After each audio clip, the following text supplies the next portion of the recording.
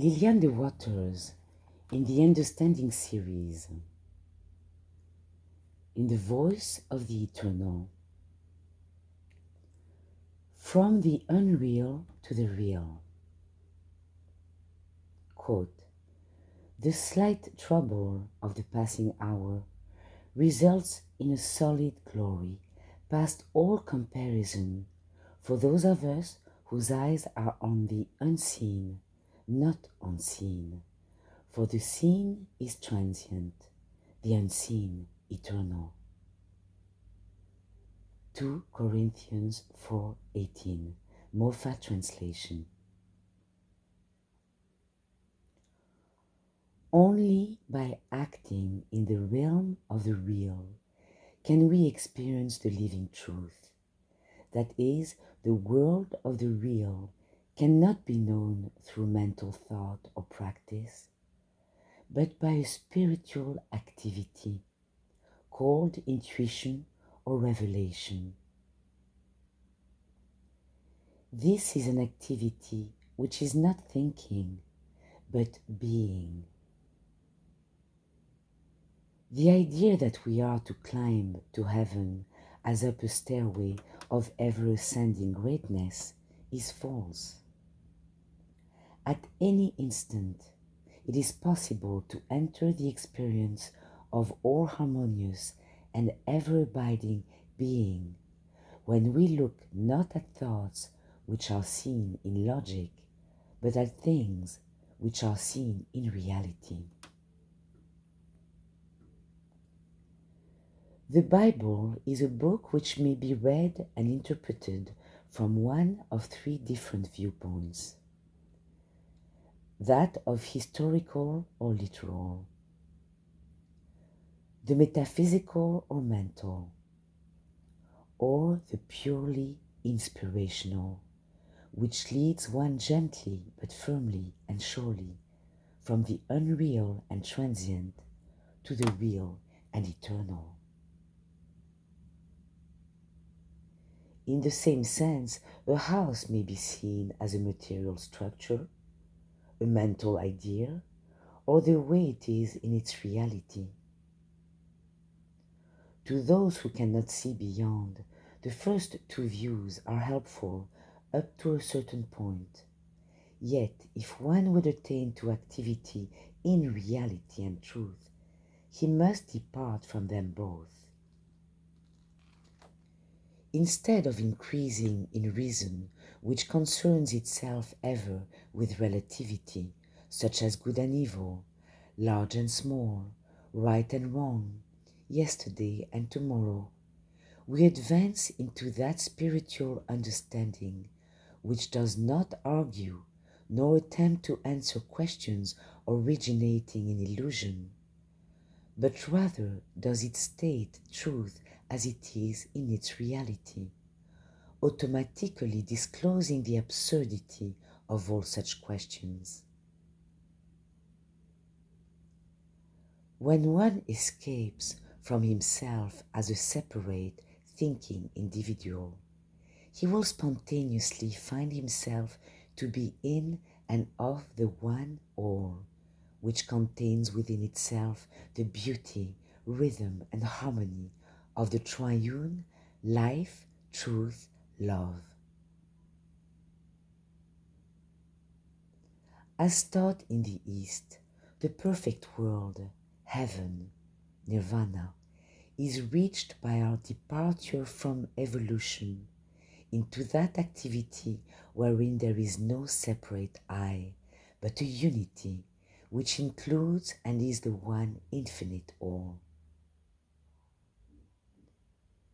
In the Western world, we see on every side the aim to individualize the one into the many, to unite and harmonize the human and the divine, the seen and the unseen, the unreal and the real. Our achievement of universal peace, harmony, and wholeness does not lie in attainment of personal demonstration, nor in overcoming of discords and limitations by any human or mental means whatsoever, but by a moving out of such evolution altogether. A religion of means or ideas has been helpful ways to the way, but it should never be mistaken for the way itself, since this is altogether different and foreign to any ways preceding it. For instance, progress in lighting did not arrive by making better candles, but by a dropping of them for another light altogether. Nor could any state of doing or thinking promote the use and speed of the horse and buggy into that of an automobile. Yet today people hope to so improve their human thinking as to unite two worlds, heaven and earth, into one, all-satisfying reality. There are not two worlds, as it seems, one good and the other good and evil, one where there is no war and the other where a world war is raging. The intellect cannot behold or comprehend the real world to be the one and only, because it deals with things and thoughts as objective and subjective realities. The growing use of the word idea, for instance, may take one away from objects as structural, yet leave him in a world of only his own ideas. The discerning Jesus did not allow his body to become a mere idea to his disciples, but showed it to them in all its pristine glory and light, a living and vital presence. See Transfiguration in Matthew 17:2. What we need today is to experience the actual activity of life in its multiplicity of things and creations. When we see that we are entitled to such glories, we shall have them.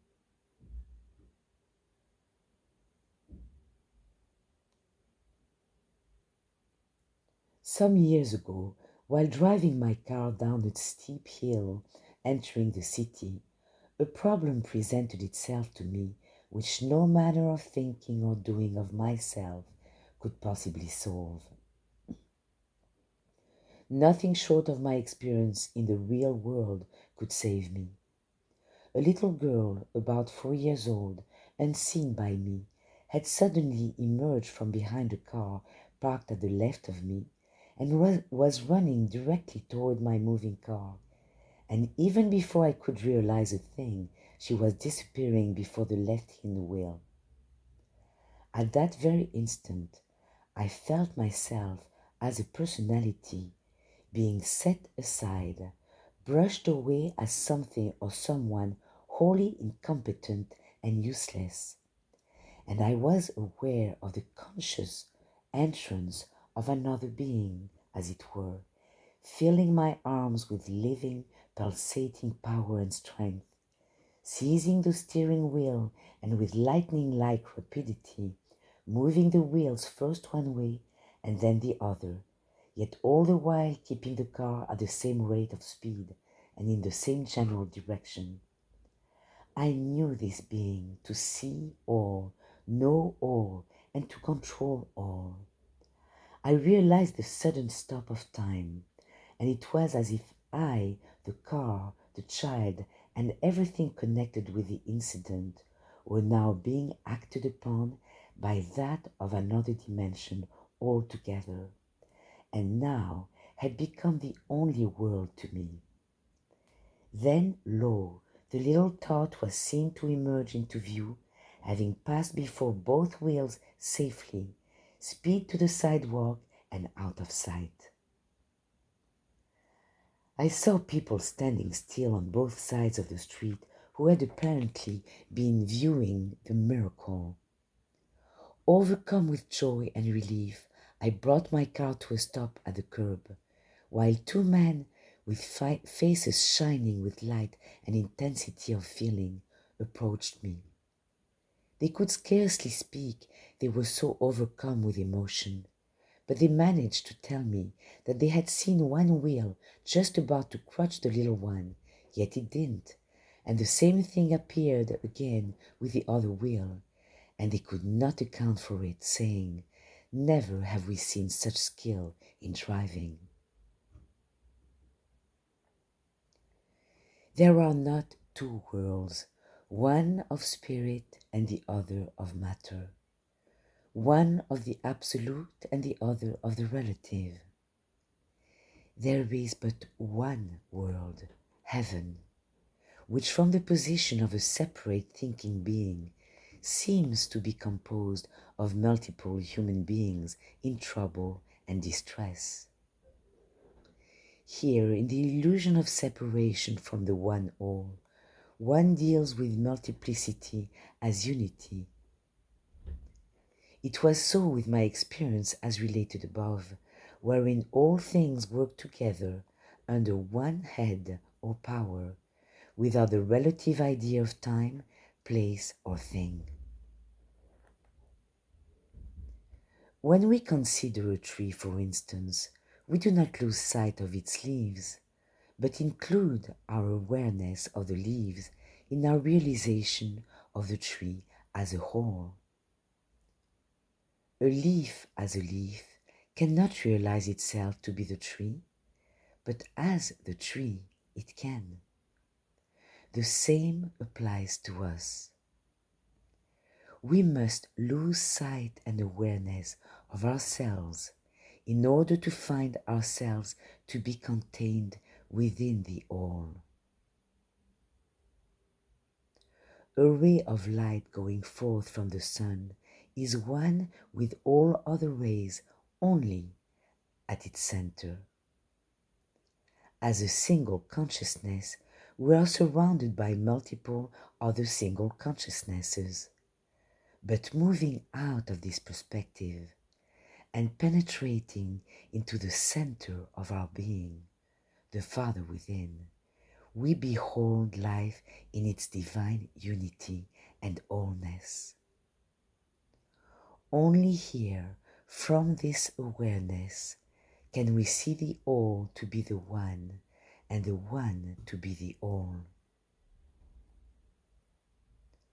As a separate ray, image, thinker, or consciousness, we cannot realize or be active in the one all, since outside of this we are ever subject to illusion.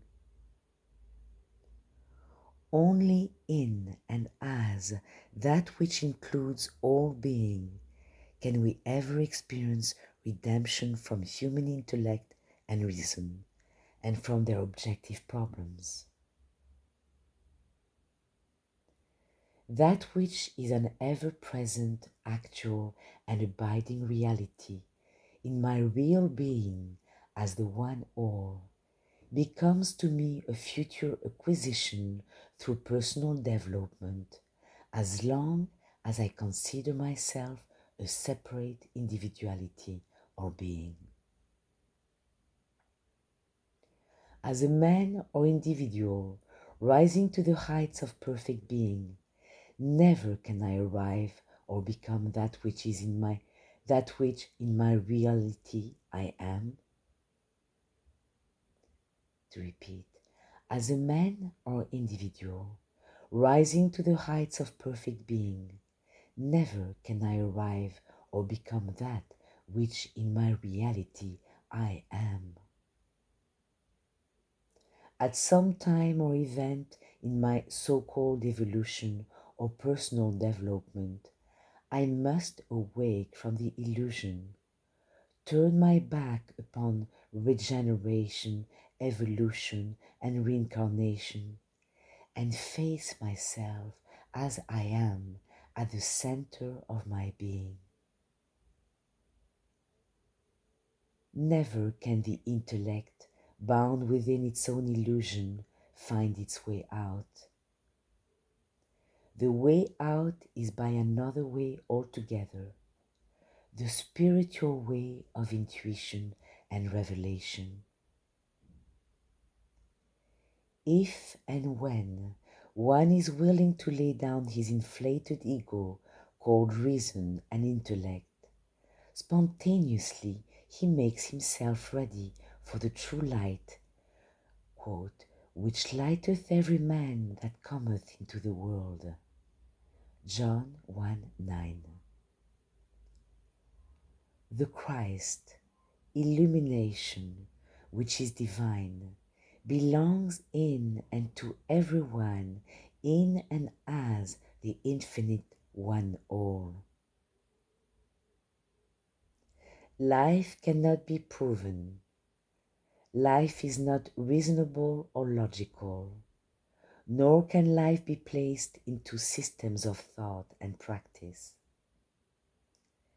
Life is a living reality, to be known through living, vital illumination, the Christ, and to be experienced in the here and now.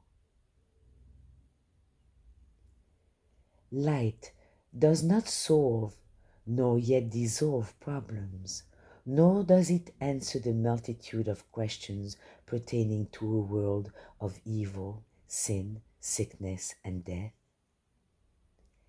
It leads away from all solutions into the realm of reality, where such problems have no meaning, and where we actually exist as that which is one complete all, beside which there is none else. Strange as may seem to reason, one must advance into glory through meekness and humility. This is the place where many come to a standstill today, seeing the glory of the resurrection, yet unwilling to undergo the crucifixion, the confession of the prodigal. Jesus laid great store upon repentance as the door opening to grace. Those who love their own true being more than all else, and are meek and lowly in heart, find it easy to say to others who in the past they have looked upon as other personalities, I am sorry, or forgive me, but the position is this way and no other. The way out of delusion is neither through a denial or through self-glorification, but through love alone. And this same love is the activity culminating in the divine light or illumination and revelation, that the one is all and all is one.